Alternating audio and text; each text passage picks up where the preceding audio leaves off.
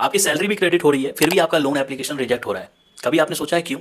ज़्यादातर लोगों को ये पता ही नहीं है कि आपकी लोन एप्लीकेशन किन किन रीजन से रिजेक्ट हो सकता है।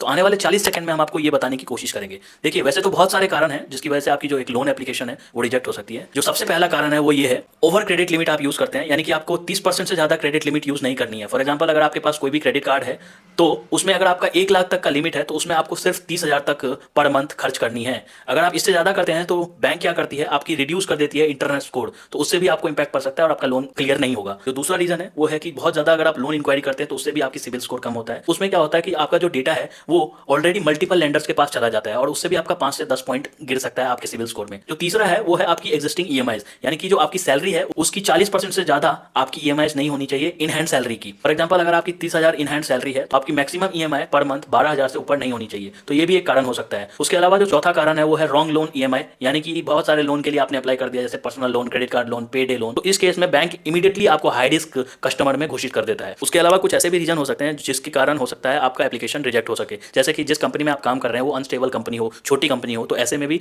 बैंक आपकी लोन एप्लीकेशन को रिजेक्ट कर देता है। अब इसको कैसे आप फिक्स कर सकते हैं आने वाले 6 महीने में ताकि आपकी लोन एप्लीकेशन क्लियर हो सके? देखिए, सबसे पहले तो आपको 30% क्रेडिट लिमिट यूज करना है अपने क्रेडिट कार्ड से। उसके अलावा आपको मल्टीपल बैंक्स में लोन अप्लाई नहीं करनी है। ईएमआई की जो रेशियो होगी वो 40% से कम होनी चाहिए आपकी इन हैंड सैलरी की, और आपको रिपेमेंट हिस्ट्री अगले 6 महीने तक सही रखनी है। तो ब्लाइंडली किसी भी ऐप में कहीं पे भी लोन अप्लाई मत करिए और पॉसिबिलिटी देखिए कि कितना परसेंट आपके चांसेस हैं उस लोन को प्राप्त करने का। बाकी इस वीडियो को उन दोस्तों के साथ जरूर शेयर कर दीजिए जो कि लोन और ईएमआई ट्रैप में ऑलरेडी फंसे हुए हैं, और अपने लिए भी इस रील को सेव कर लीजिए ताकि आप लोन और ईएमआई के ट्रैप में ना फंस सके। बाकी ये